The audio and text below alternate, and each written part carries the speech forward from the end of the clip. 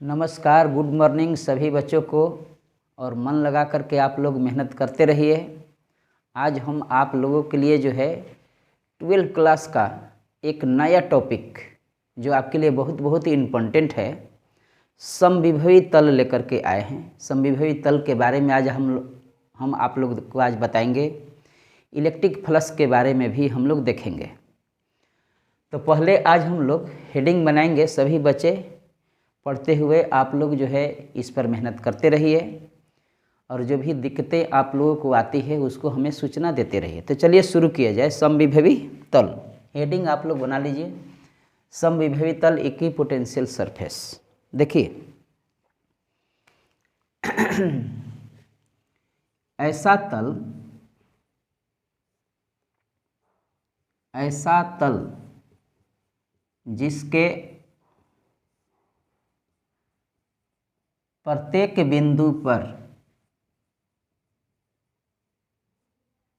बिंदु पर विभव मतलब पोटेंशियल समान हो,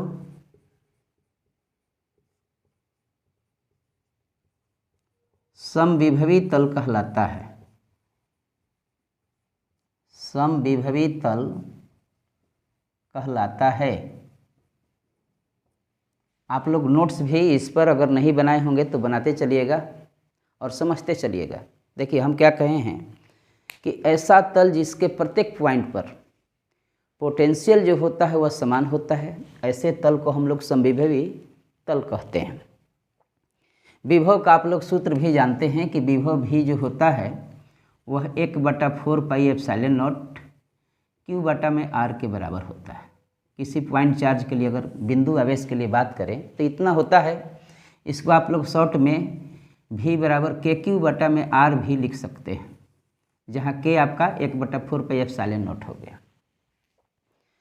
तो हर एक बिंदु पर इसका भी का मान, पोटेंशियल का मान यदि समान हो तो ऐसे तल को हम लोग क्या कहेंगे? समविभवी तल कहेंगे। ओके, जैसे एक एग्जाम्पल में समझिए।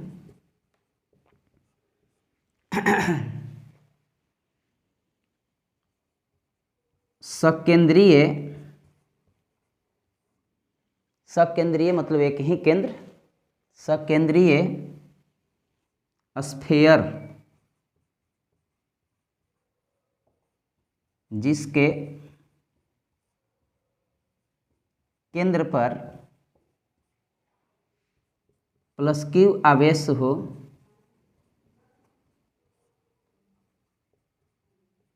तो गोला माने स्फीयर, गोला का तल समविभवी तल होता है। समविभवी तल होता है। देखिएगा, थोड़ा सा समझिएगा इसको फिगर से। मान लीजिए कि यहाँ पर +Q चार्ज है। यह एक स्फीयर हो गया। इस स्फीयर के सेंटर पर +Q चार्ज है। ये भी एक स्फीयर हो गया। दोनों स्फीयर का सेंटर जो है सेम है, तो ऐसे स्फीयर को, ऐसे गोला को हम लोग सकेंद्रीय स्फीयर कहेंगे। एक ही केंद्र वाला स्फीयर हो गया। अब इसका रेडियस अगर R1 है और इसका रेडियस अगर R2 है तो इस पॉइंट पर हम लोग अगर पोटेंशियल लिखेंगे, मान लीजिए कि V2 हो गया, यहाँ पर V1 हो गया, तो V2 का मान हम लोग कहेंगे कि 1/4 पाई एप्सिलॉन नॉट Q बटा में R2 के बराबर होगा। देखिए यहाँ से सूत्र आप लोग देखे होइएगा। V1 का मान लिखेंगे तो 1/4 पाई एप्सिलॉन नॉट और Q बटा में R1 के बराबर होगा। तो यह नहीं है कि यहीं पर केवल V1 होगा। इस स्फीयर के प्रत्येक तल पर यहाँ भी देखेंगे तो V1 होगा, यहाँ भी देखेंगे तो V1 होगा। ये भी डिस्टेंस बराबर है R1 है, ये भी R1 है। यहाँ भी देखेंगे तो V1 ही होगा, यहाँ भी देखेंगे तो V1 होगा। तो यह जो है आपका, यह स्फीयर क्या हो गया? तो समविभवी तल हो गया। उसी तरह से इस दूसरे स्फीयर पर बात कीजिए, क्योंकि दोनों का सेंटर तो एक ही है। तो इस पर V2 है तो यहाँ भी V2 होगा, यहाँ भी देखेंगे तो V2 होगा, यहाँ भी देखेंगे तो V2 होगा, चाहे यहाँ भी देखेंगे तो V2 होगा, यहाँ भी देखेंगे तो V2 होगा। तो सकेंद्रीय मतलब एक ही केंद्र वाला गोला जिसके सेंटर पर जो है प्लस क्यू चार्ज हो, तो ऐसे गोला का तल जो होता है वह समविभवी तल होता है।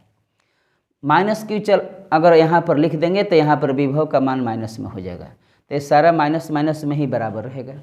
अगर चार्ज माइनस में है तो विभव का मान, पोटेंशियल का मान आपका माइनस में होगा, और अगर प्लस में लिखते हैं तो सारे पोटेंशियल का मान क्या होगा, प्लस में होगा। बातें समझ में आ गई होगी, आप लोग इसको नोट कर लीजिए।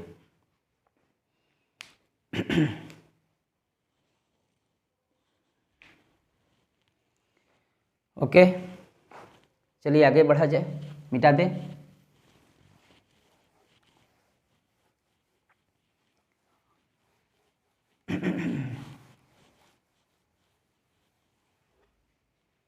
तो हम लोग देखें क्या कि ऐसा तल जिसके प्रत्येक बिंदु पर विभव समान होता है, पोटेंशियल समान होता है, ऐसे तल को जो है, ऐसे प्लेन को हम लोग समविभवी तल कहते हैं।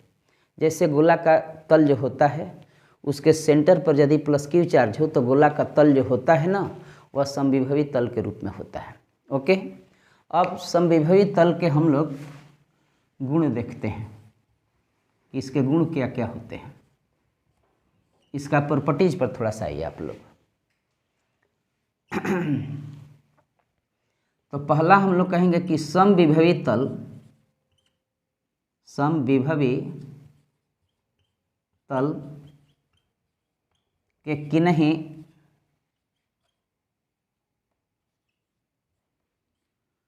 दो बिंदुओं के बीच का, दो बिंदुओं के बीच का विभवांतर शून्य होता है, विभवांतर शून्य होता है। जैसे कहने का मतलब हुआ कि मान लीजिए कि यह समविभवी तल है, हम लोग इसको समविभवी तल मान लेते हैं। इसमें दो पॉइंट ले लिए, एक पॉइंट हो गया ए, एक पॉइंट हो गया बी। यहाँ का पोटेंशियल आपका V1 है, VA है मान लीजिए, यहाँ का पोटेंशियल आपका VB है, तो इन दोनों का अंतर जो है विभवांतर होगा। तो यहाँ का विभवांतर यदि हम लोग निकालेंगे, ए और बी के बीच का विभवांतर यदि निकालेंगे तो विभवांतर बराबर आपका होगा VA minus VB, VA minus VB अथवा VB माइनस VA भी आप कह सकते हैं। लेकिन यह समविभवी तल है, यह कैसा तल है, समविभवी तल है। तो समविभवी यदि तल है तो हर एक बिंदु पर विभव तो समान होगा। तो समविभवी तल के लिए हम लोग क्या कहेंगे कि VA जो होगा वह VB के बराबर होगा, तभी ना समविभवी तल हुआ। यहाँ का विभव, यहाँ का विभव, पोटेंशियल जो होगा वो समान होगा। तो VA माइनस VB जब निकालेंगे तो जब दोनों बराबर है तो यह कट करके आपका क्या हो जाएगा, जीरो हो जाएगा। तो समविभवी तल के किन्हीं दो बिंदुओं के बीच का विभवांतर जो होता है वह शून्य होता है। ओके, पहला प्रॉपर्टी आप लोग इसको नोट कर लीजिए।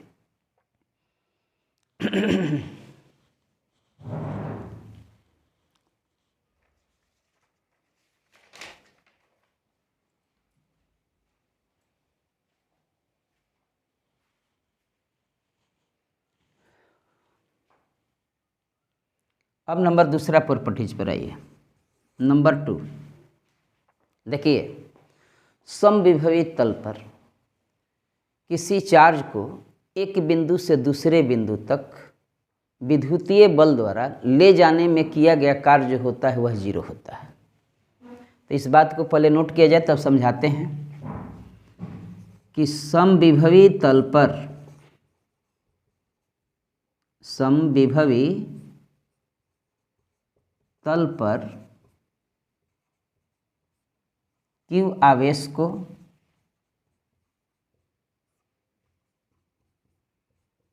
एक बिंदु से दूसरे बिंदु तक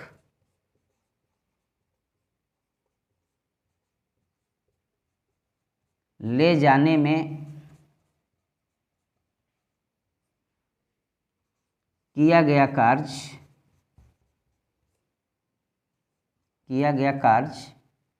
शून्य होता है। शून्य होता है। ओके, अब समझिए इस बात को। इसको मिटा देते हैं, पहला प्रॉपर्टीज आप लोग नोट कर लीजिएगा।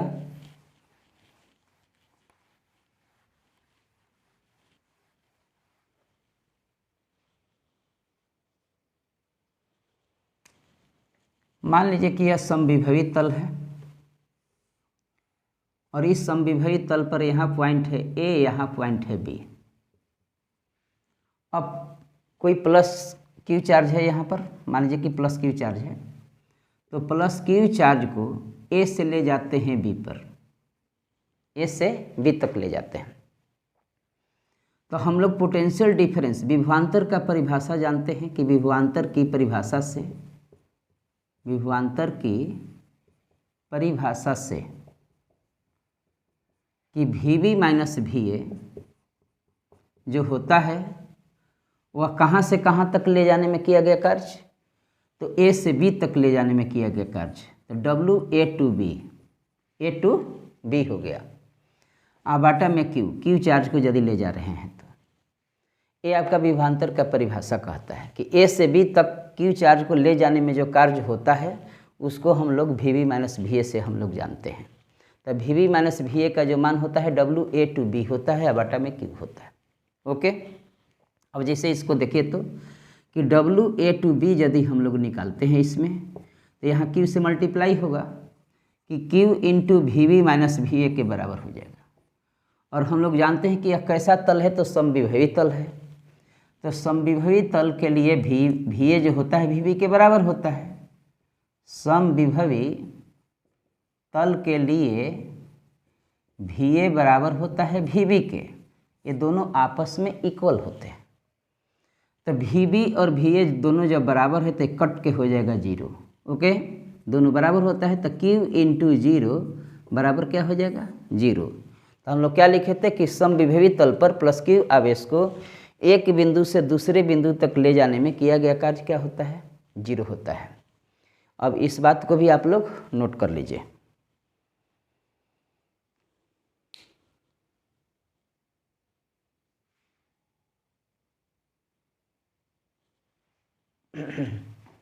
हो गया। चलिए तीसरा प्रॉपर्टीज पर आइए।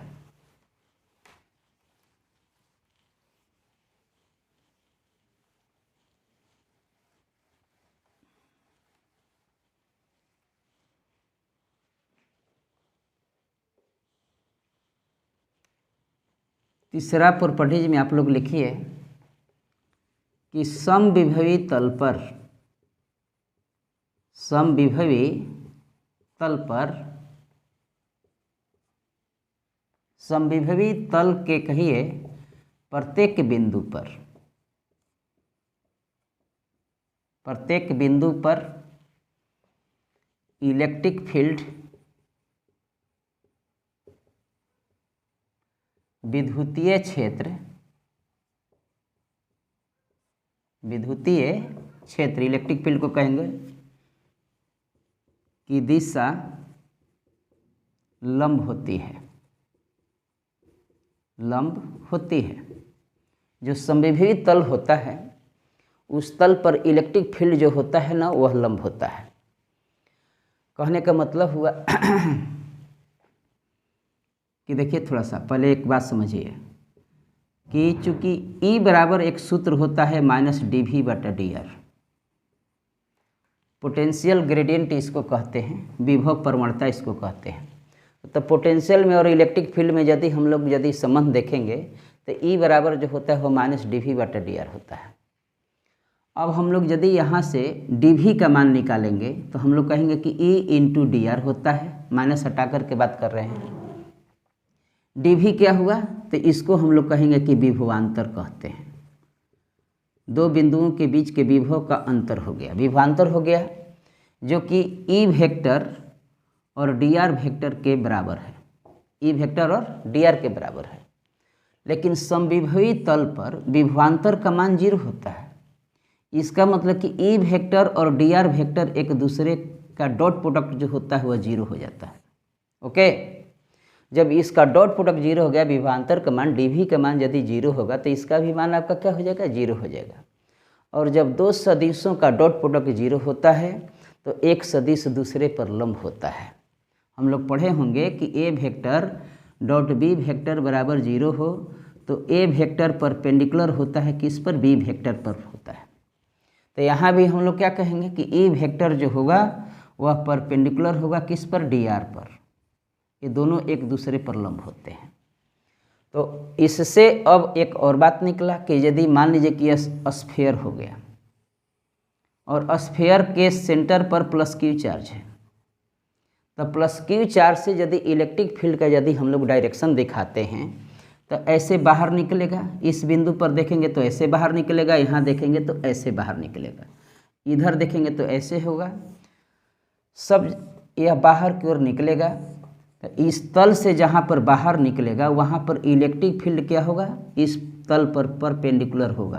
क्यों परपेंडिकुलर होगा, क्योंकि यह गोला जो है वह समविभवी तल है और समविभवी तल पर यह इलेक्ट्रिक फील्ड जो होता है इस पर क्या होता है, परपेंडिकुलर होता है।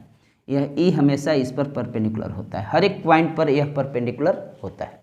ओके, तो इस बात को भी आप लोग नोट कर लीजिए।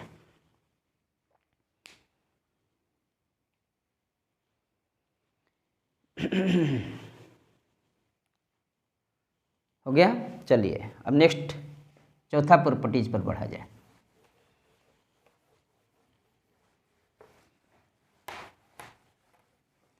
बिल्कुल मन लगा करके पढ़ते रहना है, मेहनत आप लोग करते रहिए। अब देखिए थोड़ा सा चौथा प्रॉपर्टीज लिखिए, और चौथा प्रॉपर्टीज आपका इम्पोर्टेंट भी है, जो कि परीक्षा में यह प्रॉपर्टीज पूछे भी जाते हैं। एक बार बिहार बोर्ड का एक क्वेश्चन आया हुआ है कि समविभवी तल क्या है, क्या समविभवी तल एक दूसरे को काटते हैं, कारण भी बताना था। तो देखिए चौथा प्रॉपर्टीज आप लोग को याद करना है कि दो समविभवी तल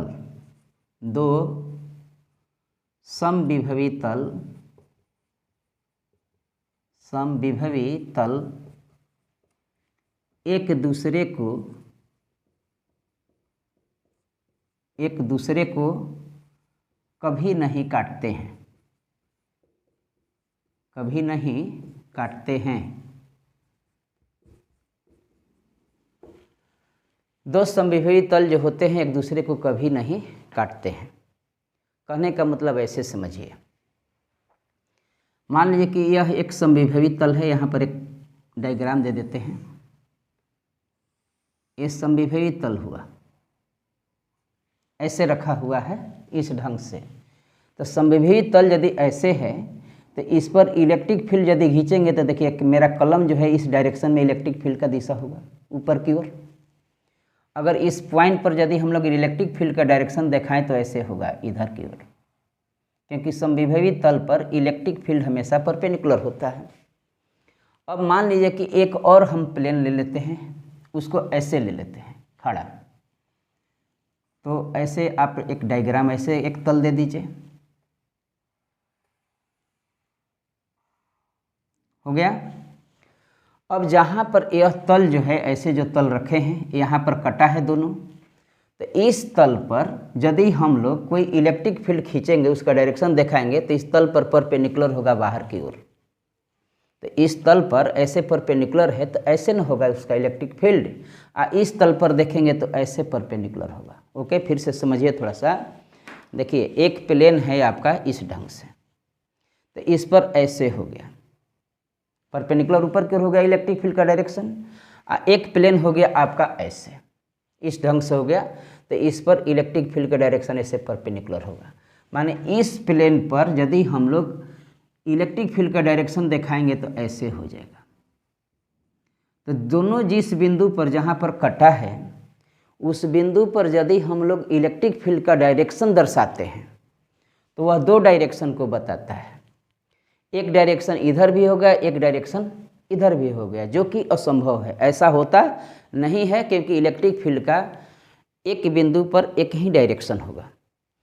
यहाँ पर दो डायरेक्शन हो जाता है। इसका अर्थ हुआ कि दो समविभवी तल जो होता है कभी एक दूसरे को काटते नहीं हैं।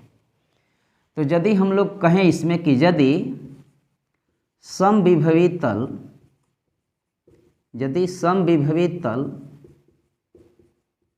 एक दूसरे को काटते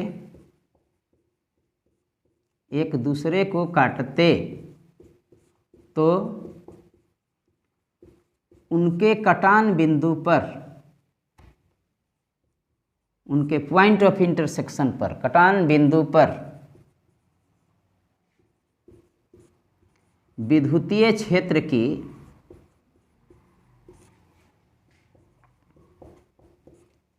की दो दिशाएं संभव हो जाती, यदि काटता तब, जो कि असंभव है, क्योंकि एक बिंदु पर इलेक्ट्रिक फील्ड का केवल एक डायरेक्शन होगा। अतः दो समविभवी तल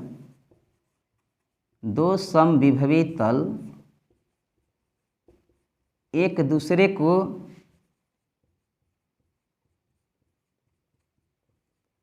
कभी नहीं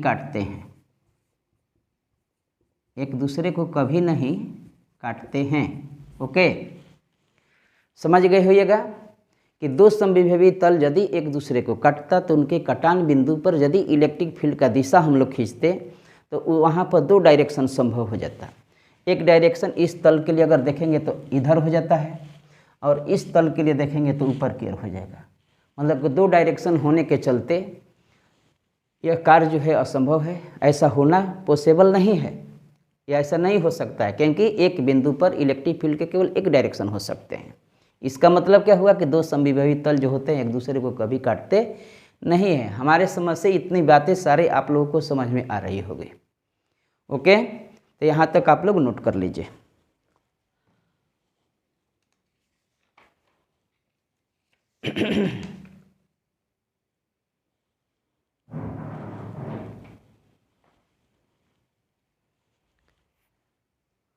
हो गया होगा। अब चलिए इलेक्ट्रिक फ्लक्स की तरफ बढ़ा जाए।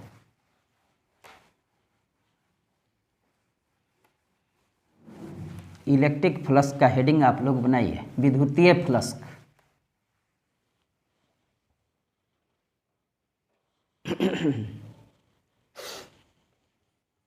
इलेक्ट्रिक फ्लक्स हेडिंग आप लोग दे दीजिए। इसको हम लोग कहेंगे विद्युतीय फ्लक्स। विद्युतीय फ्लक्स, देखिए विद्युतीय फ्लक्स समझने से पहले थोड़ा एक बात और समझिए एरिया वेक्टर के बारे में, कि क्षेत्रफल जो होता है, एरिया जो होता है, वह वेक्टर के रूप में भी इसको लिया जाता है। क्योंकि यहाँ इस टॉपिक में जो भी एरिया लिया जाएगा वह वेक्टर के फॉर्म में होगा। जैसे मान लीजिए कि एक एग्जाम्पल थोड़ा सा समझिए आप लोग।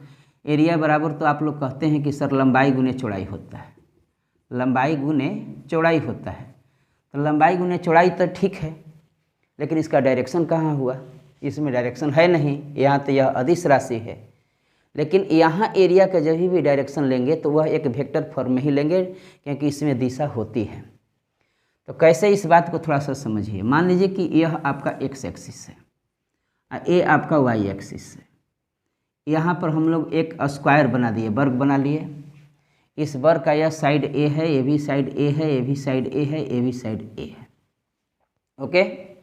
एक्स एक्सिस में वेक्टर जो है हम लोग आई कैप लिखते हैं, और वाई में देखिएगा तो जे कैप लिखते हैं। तो हमारा लेंथ का जो मान हुआ, लेंथ एल जो है लंबाई, वह हमारा ए आई कैप के बराबर है। ये लंबाई तो है किस एक्सिस में? एक्स एक्सिस की दिशा में है।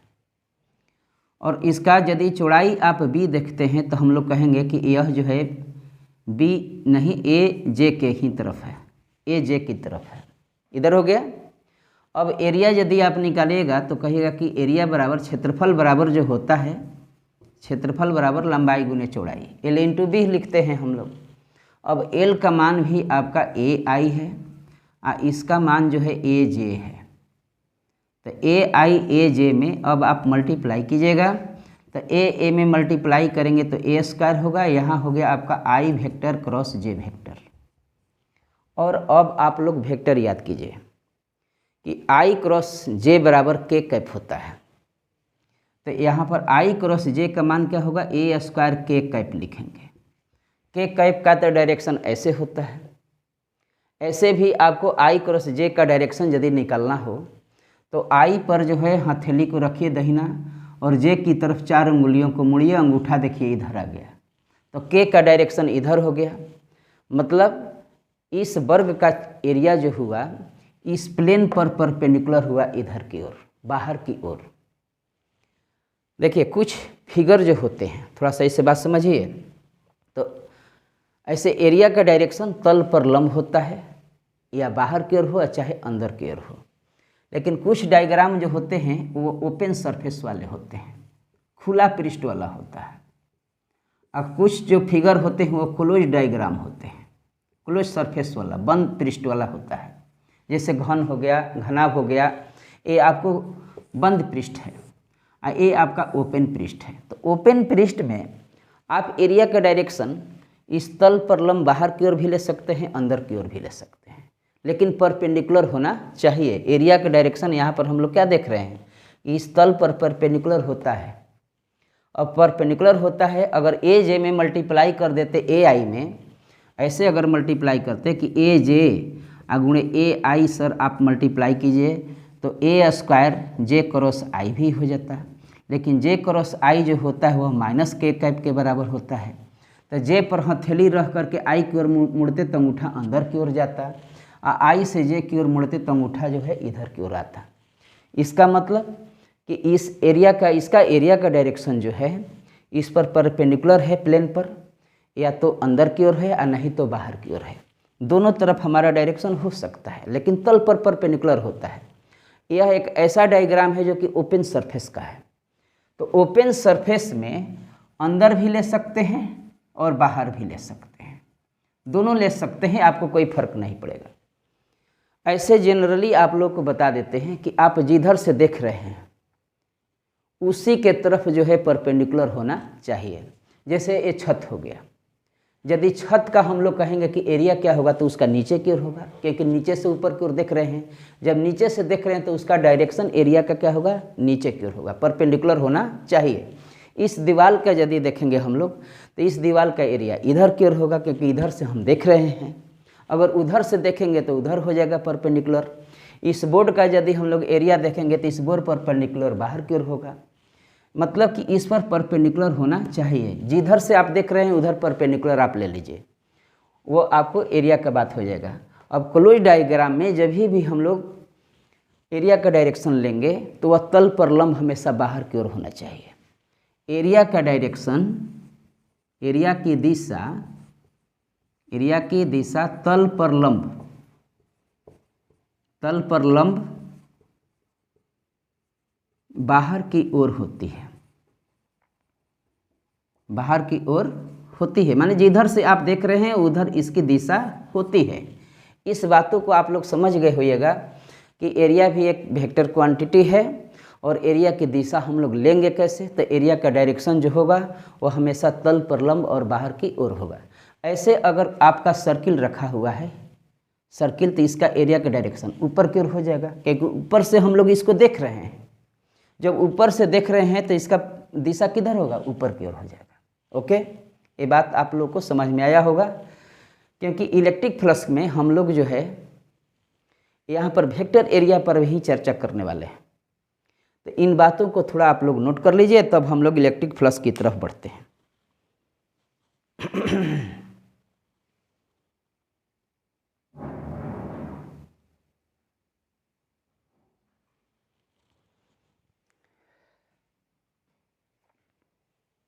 मिटा दें, चलिए।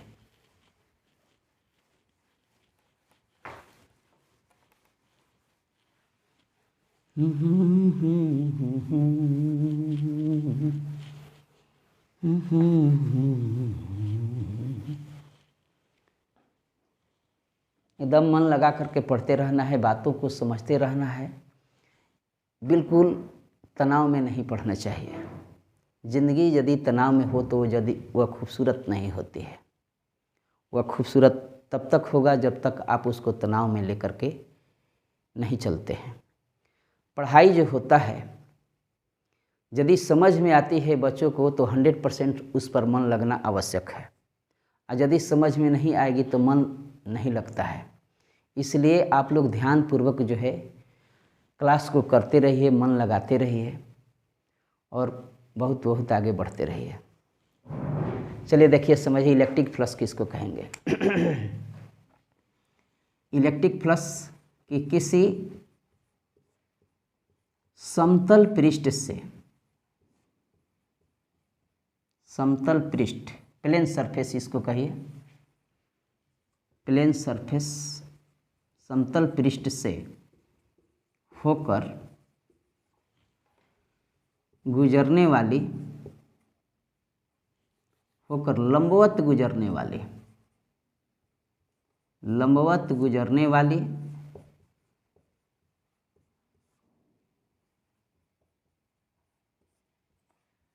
विद्युतीय बल रेखाओं की संख्या को बल रेखाओं की संख्या को विद्युतीय फ्लक्स कहते हैं। विद्युतीय फ्लक्स कहते हैं। और देखिए विद्युतीय फ्लक्स को जो है फाई द्वारा सूचित किया जाता है।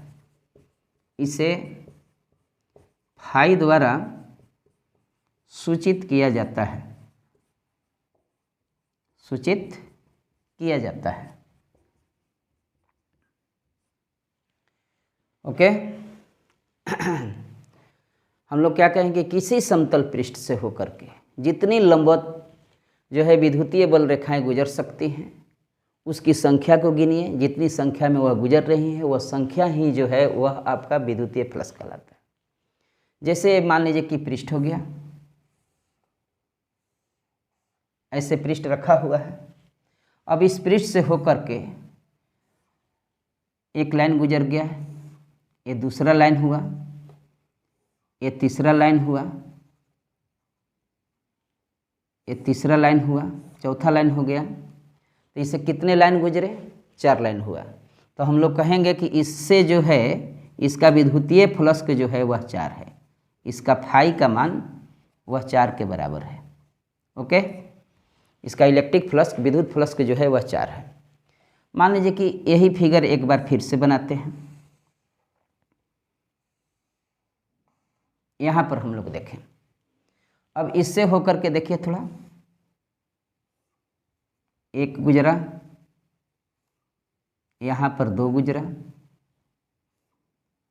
यहाँ पर 3 हो गया, ये 4 लाइन गुजर गया, ये 5, ये 6 हो गया। 6 लाइन इससे होकर के गुजरता है। 1 2 3 4 5 6 हुआ। इसका मतलब कि इसका फाई ई जो होगा, इलेक्ट्रिक फ्लक्स जो होगा वह 6 के बराबर होगा। ओके। यहाँ पर थोड़ा देखिए,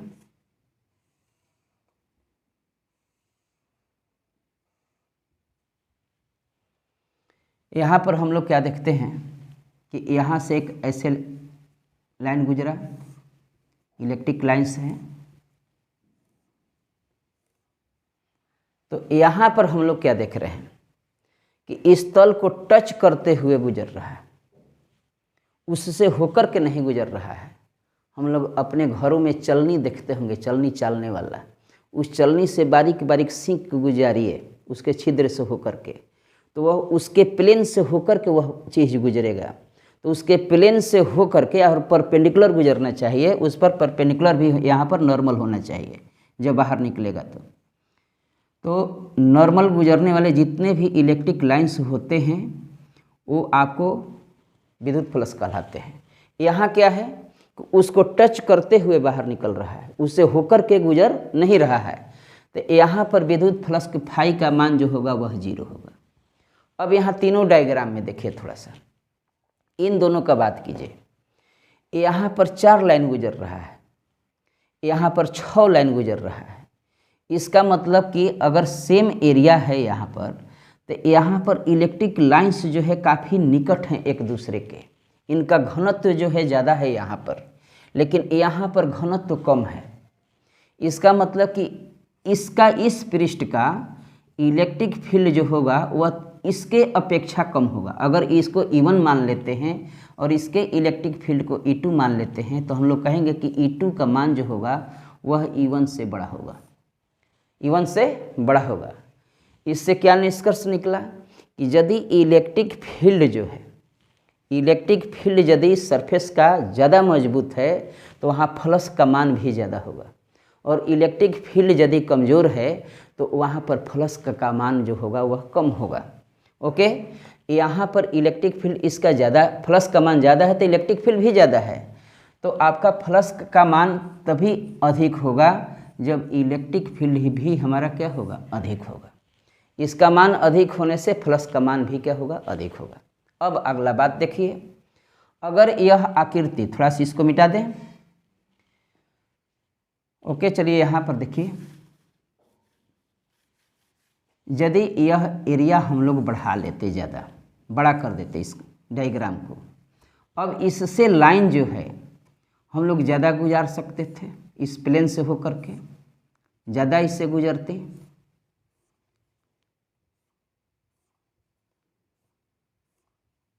एरिया यदि ज़्यादा ले लिए तो उससे होकर के लाइन भी जो है क्या गुजरेंगी, ज़्यादा गुजरेंगी। ओके, अब यहाँ पर देखिए फ्लक्स का मान यदि देखेंगे तो 1 2 3 4 5 6 7 8 9 हो गया। यहाँ पर फाई का मान जो हो गया 9 हो गया।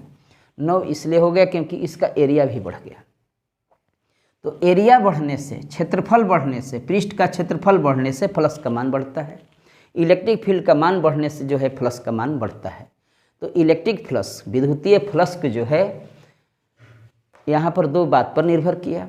एक तो विद्युतीय क्षेत्र पर भी निर्भर करता है और साथ ही साथ एरिया वेक्टर पर भी निर्भर करता है। तो थोड़ा सा इस बात को पहले नोट कीजिए, तब हम आप लोगों को लिखवाते हैं। ओके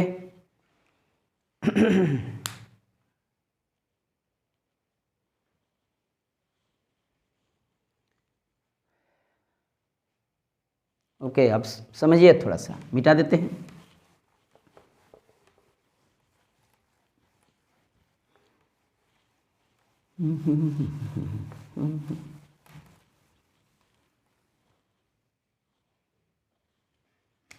देखिए, विद्युत फ्लक्स का मान, विद्युत फ्लक्स का मान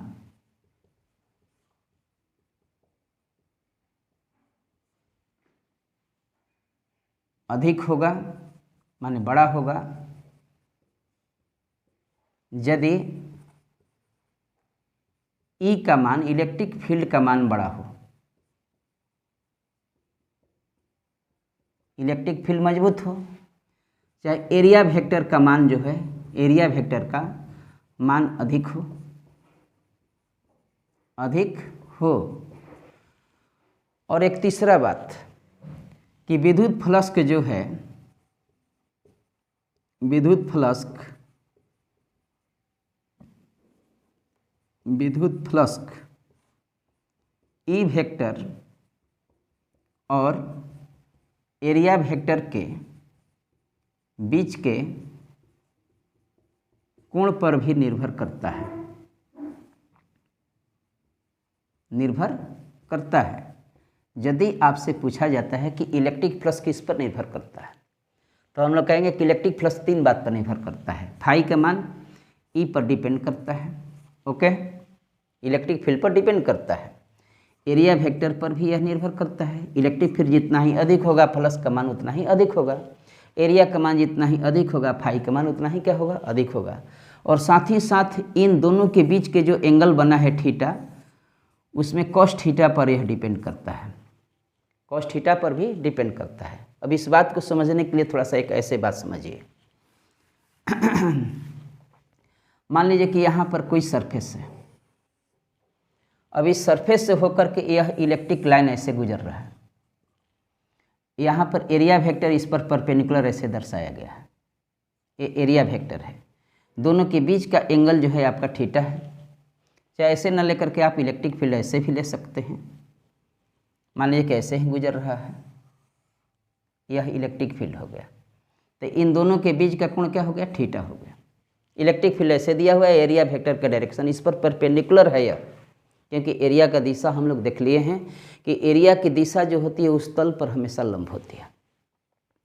अब हम लोग ई को यदि दो भाग में तोड़ते तो इधर का भाग हो जाता आपका ई कॉस थीटा और इधर का भाग हो जाता आपका ई साइन थीटा। अब देखिए ई के दो कंपोनेंट, एक ई साइन थीटा एक ई कॉस थीटा, यह तल पर परपेंडिकुलर नहीं है, यह तल पर परपेंडिकुलर है क्योंकि यह एरिया की दिशा में गया है। ई का वह कंपोनेंट जो एरिया वेक्टर की दिशा में है वह तल पर लंब है।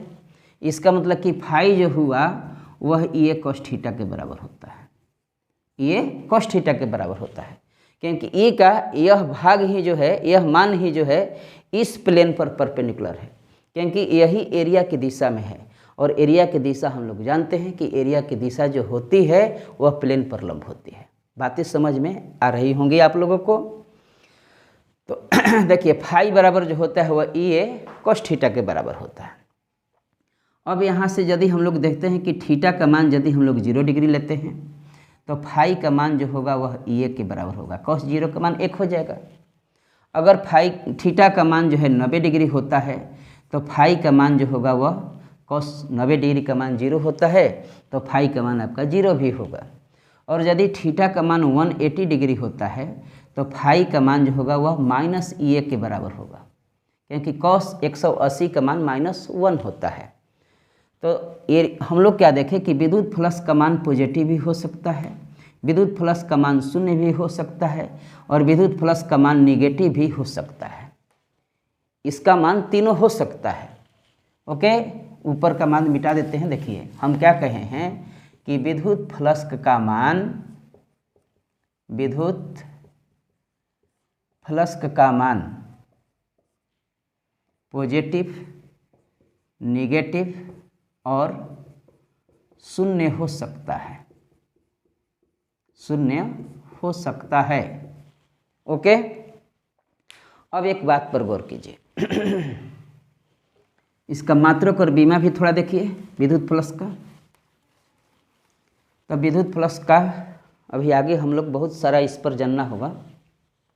देखिए फाई बराबर हम लोग कहे कि ई इंटू ए होता है, कॉस थीटा छोड़ दीजिए क्योंकि कॉस थीटा का ना यूनिट होता है और ना बीमा होता है।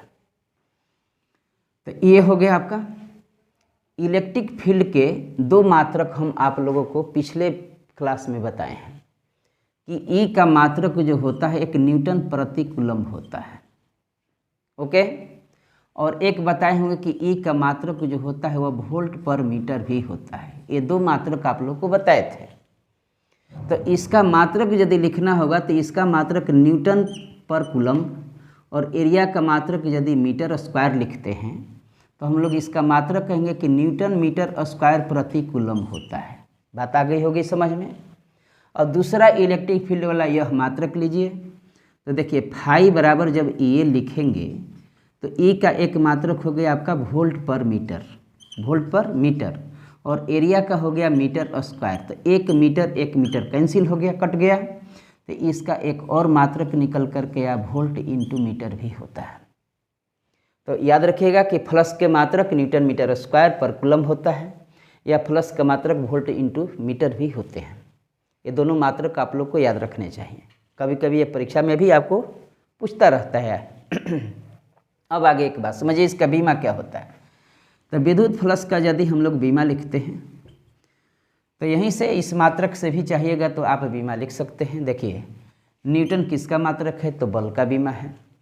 बल का बीमा लिख दीजिए कि ML/T इनवर्स 2। बल का बीमा मैक्सिमम लड़कों को याद रहता है, फर्स्ट ईयर में भी आप लोग पढ़े हैं। मीटर स्क्वायर तो L स्क्वायर हो गया, मीटर स्क्वायर का हम लोग क्या लिखेंगे, L स्क्वायर लिख देंगे। और पर कूलम्ब है, कूलम्ब का हम लोग AT लिख देते हैं। कूलम्ब मतलब आवेश हो गया। आवेश का बीमा हम आप लोग को बताए हैं कि Q का बीमा जो होता है वह AT होता है। अब आप इसको हल कर लीजिए। ओके, तो देखिए एम, एल में एल स्क्वायर से गुणा कीजिए, एल क्यू हो गया, यह ऊपर जाएगा तो टी इन्वर्स 3 हो गया, ए ऊपर गया, ए इन्वर्स हो गया। तो ए प्लस का आप लोग बीमा याद रखिए, यह दोनों मात्रक आप लोग याद रखिए। तो यहाँ तक जो है आप लोग पढ़ते रहिए मन लगा करके, यहाँ तक हम लोग देखेंगे। फिर अगले वीडियो में इससे आगे की बातें हम आप लोगों को समझाने के लिए आएंगे, और सभी बच्चों को बहुत मन लगा करके पढ़ना है। ओके, तो चलिए आज के लिए जो है इतना ही रहा, फिर अगले क्लास में हम लोग आगे की बात देखेंगे।